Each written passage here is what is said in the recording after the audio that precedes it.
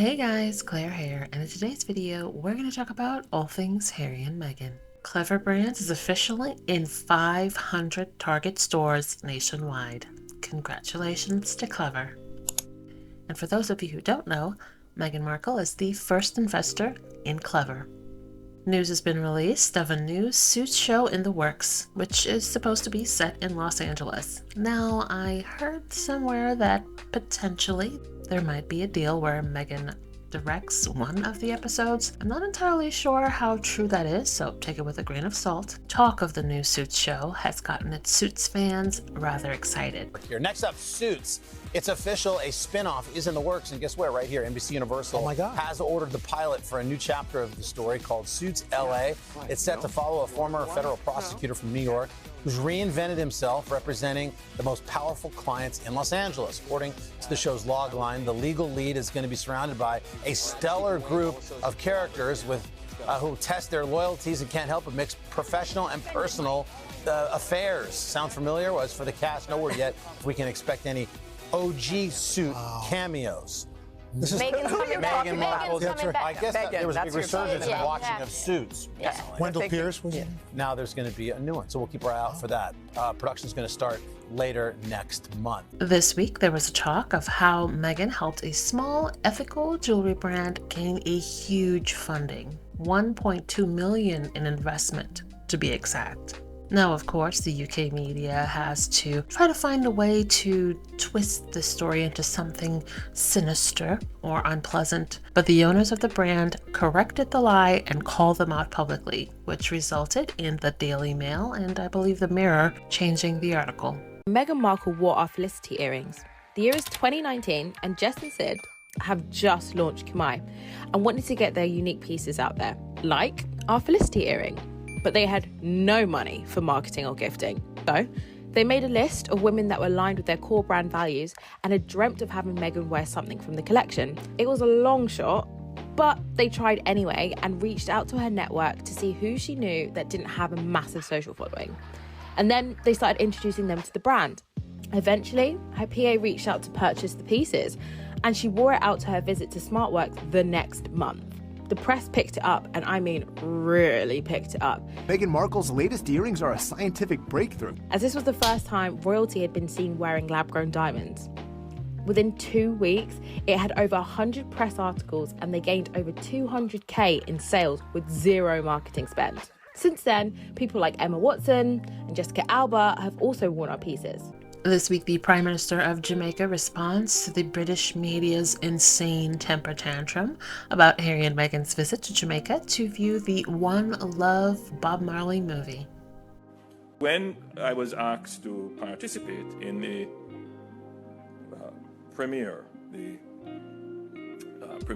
local premiere of the Bob Marley biopic, One Love, I was pleased. And I was also very happy to see royals coming to participate in this major event, unsuspecting. Little did I know that I would be drawn into some internal issues in the United Kingdom. But so it is. More publicity for Jamaica. Between the brand calling out the lie of the UK tabloids saying that the brand gifted Meghan the earrings, and the Prime Minister of Jamaica calling out the temper tantrum of the UK tabloids, coupled with the living legends of aviation putting out a statement addressing the noise and hate and misinformation and lies coming from the British media in response to Harry being honored as a living legend, I'm seeing a trend here. Is 2024 going to be the year where people and organizations and charities and businesses that have any sort of association with Harry and Meghan strike back against the insanity that comes from the UK press? So far in 2020, it's February 2nd as I'm speaking here, and we have 3 instances where that has been the case. So perhaps this is a new trend, and I like it. Harry and Meghan will be heading to Canada this month. I believe it's the 14th to the 16th. They'll be heading there to enjoy the 1 year to go celebrations for the Invictus Games Vancouver Whistler 2025. So I'm very, very excited to see them from the 14th to the 16th. Now, I follow the Invictus Foundation on some of its social media platforms, and this week I saw that there was a sign up for a half marathon in Romania. And one of the things that I've noticed is they have a lot of different sporting events and workshops and just a lot of things available for the veterans worldwide. It's not just that they train and they show up to the games and they perform, they have a blast, and then they go home to be forgotten again until the next games. There's such a huge community with the Invictus Foundation and the community that extends to other military organizations across the globe. So I think that's pretty wonderful. Talk of Harry and Meghan's return to Canada resulted in Chris Ship tweeting about it. And apparently some people on Twitter responded to Ship's tweet by reminding him that he said in 2020 that he's no longer going to be reporting on Harry and Meghan. So they were poking and, making jokes about him, and apparently he blocked a few of them. So royal commentators and royal reporters love to dish it out, but they can never really take it, can they? Now on to one of Harry's lesser talked about babies, Travelist. Travelist has officially launched a new sustainability certification initiative. How cool is that? And for those of you who don't know, Travelist was founded in 2019 by Prince Harry, and it brings together partners including Booking.com, Expedia, Google, Skyscanner, Trip.com, TripAdvisor, Visa. So some of the hugest names in travel and sustainable traveling. This week it was revealed that Prince Harry and Meghan are working on scripted series, 2 unscripted shows, and a movie for Netflix. Now we know ever since it's been revealed that Harry and Meghan have inked that very massive deal with Netflix, every other week the UK tabloids or the trolls try to make some sort of new storyline about it, talking about it ending, Netflix being unhappy, just the most deranged thoughts. So it seems like Meghan has been up to a lot behind the scenes, and I can't wait to see how it all plays out. This week in the US, there was huge talk about the bipartisan bill aimed to protect children online. Now, this bill is backed by senators on both sides of the party. Now, remember last year, Archwell Foundation hosted its first Parents Summit, and in that summit, there were a lot of parents who have experienced firsthand the horrific things that children are exposed to from the online platforms. So we know that this is a project that is near and dear to them. So the statement from Archwell about this bill is not surprising. From the press that I've seen surrounding Harry and Meghan's statement about it, it has been predominantly positive. One of the articles I saw from the parenting editor saluting Harry and Meghan's stance on the online child safety measures. So I think so far a lot of the work that they're doing is finally being focused on in the press. And I'm hoping that this is a trend that we continue to see, Harry and Meghan sort of just staying mum from the noise that comes from the tabloids in the UK, staying mum and minding their business when it comes to whatever insanity is going on within the firm, and just really focusing on doing the good work and putting it out there. Like Harry and Meghan fans who pay attention, we know what's going on, but I think because they're not on social media, they really need to focus on having their team pump out the information. Let the masses see and hear what you're doing. Now, a squatty found a hidden gem of a video where Harry and Meghan is talking or addressing the Robert F. Kennedy Human Rights Foundation. People have already checked and verified what Meghan was wearing in the video. And from what I can see, the article of clothing, particularly the skirt, has already sold out. So if you're into the fashion, sorry, you're out of luck there. But it's always good to see videos of Harry and Meghan doing their thing. Thank you, Kerry and Ethel, and everybody from RFK Human Rights for this distinguished honour. It's humbling to be recognised among such an illustrious group of icons, trailblazers and advocates, both past and present, including President Zelensky, whose fearless leadership this year has firmly cemented his place in the history books of tomorrow. And of course, Bill Russell, who may no longer be with us, but leaves a remarkable legacy in the advancement of civil rights. The enduring dream of Robert F. Kennedy of a just and peaceful world is so much more than a simple hope. It's a direct ask, an explicit challenge, a call to action, a test of individual courage and collective spirit.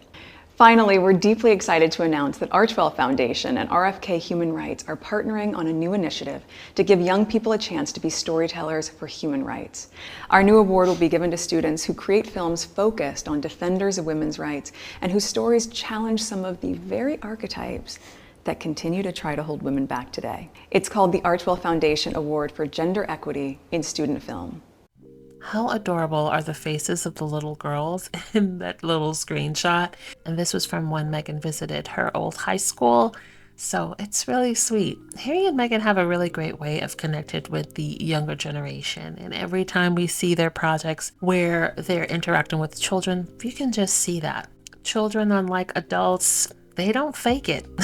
If they like you, they like you. And if they don't, they don't. And they'll let you know. And in other news, we found out that Prince Harry's Spare is Italy's best-selling book of 2023. Spare sold more than 300,000 copies in Italy last year alone. Meanwhile, across the pond, Camilla is eating up her good PR, and William is incandescent about the conspiracy theories about Kate. Crazier still, someone on Twitter shared a William and Kate fan trying to put out a photo stating that this was a picture of Kate leaving the hospital. But turns out that was a lie. The photo that they used was from a 2019 article on the Daily Mail that they flipped and blurred out and cropped. Not surprising. On Twitter, there's so many of these self-proclaimed royal family stans that constantly do that. They'll Photoshop a lot of photos of Kate to make her look like, I don't know, like some 18-year-old girl. Photoshop photos of Meghan to try to make her look horrible. They'll do like crazy video edits. There's a lot of time and effort spent doing these insane things, and I don't get it, but I guess hate drives people to do crazy things. This year is surely going to be an interesting one for royal watchers, but I feel like it's going to be a very fulfilling and rewarding one for Sussex fans. And I can't wait to see what's in store. New picture of Camilla. That's my dog. She doesn't even like it. She knows evil when it appears. With saying that, that's the kind of look. Anyway, I don't know about y'all, but this picture is really telling. She is getting everything. Like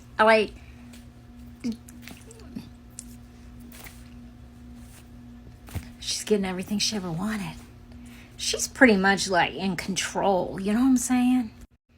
And that look,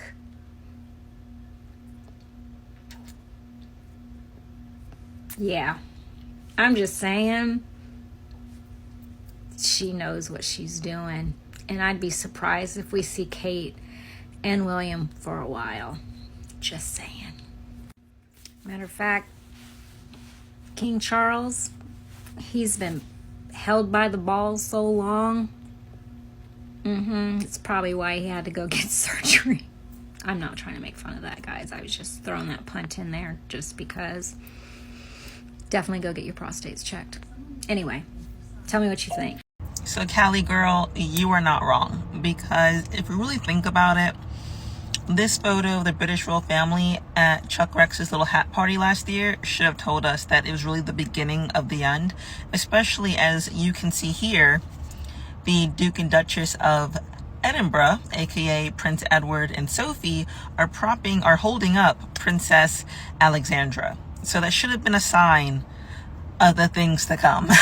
So for people who are not closely familiar with the British royal family, these are the working members of the British royal family. So we have the full-time working royals and the part-time working royals as well. I would consider Princess Alexandra to be part-time, only because she doesn't really do a lot of engagements. Like, I think even Kate did more engagements than her last year, and that's not really saying much. However, Princess Alexandra is elderly, so she honestly gets a pass, right? So we have the Duke of Kent, the Duke and Duchess of Gloucester, Princess Anne's husband Tim, and then of course you have Charles. And then you have Camilla, William, Kate, Sophie, Alexandra, and Edward. Yeah, I don't think Chuck Rex really thought this whole slim down a monarchy thing through. He didn't think that one through. I understand now why Queen Elizabeth was like, the only way you're getting me off this throne is if I die, because she knew what time Charles was going to be on, and she knew it wasn't going to work. You know, even Princess Anne was like, the slim down monarchy isn't going to work, and she was proven right, as there are now, you know, a few royals out of commission. We still don't know what procedure Princess Kate has had, but the doctor in this article states how important it is to have several months of rest following surgery. Do you think that applies to all of us? He says overexertion can lead to long-term health issues. Don't think there's much risk of that. Apparently she's one of the hardest working royals, stepping out once or twice a week to attend events. Such hard work. No wonder she needs several months off. And we still don't know what's wrong with her. And people are being criticised for speculating. Why don't they just come out with it and tell the peasants what's wrong with their deity? It's not really surprising that people are guessing. I mean, I think top of the list is hysterectomy, but others are suggesting maybe she's got something wrong with her colon, maybe she's got something wrong with her stomach because they think she's got bulimia. Some are saying she's had plastic surgery. Others are saying she's had a breakdown.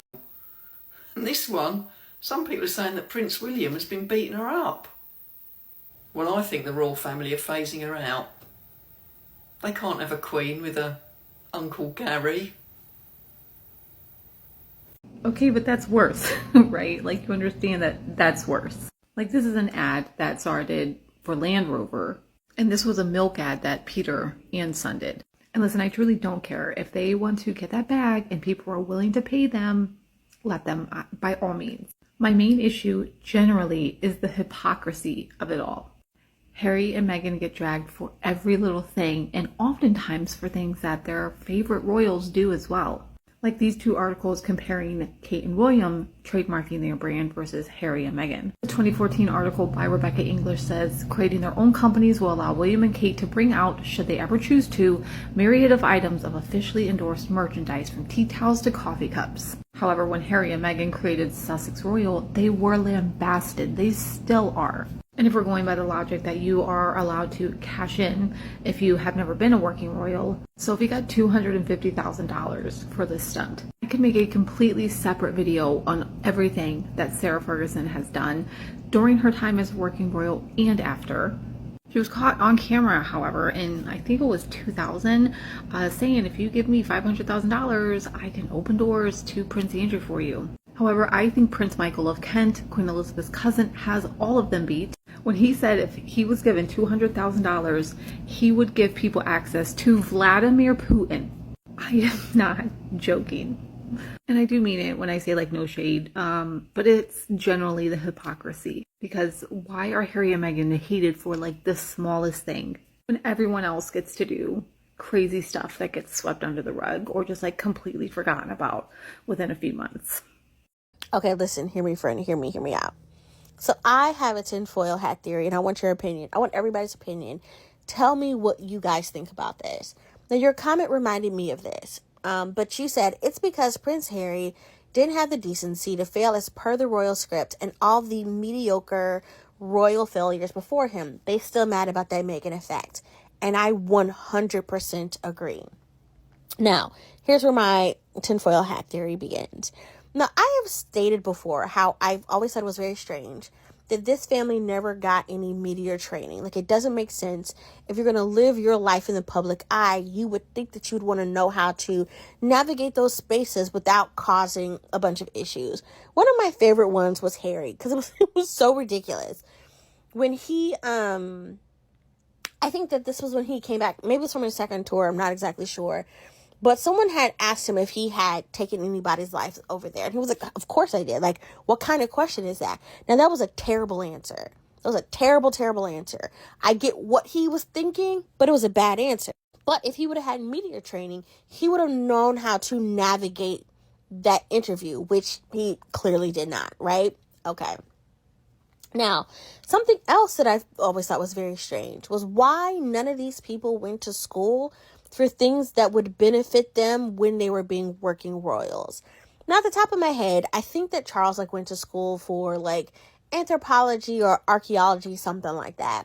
William, geography. Kate, it's Kate, but still. Kate, art, and we know that Harry didn't go to university, that he was in the military.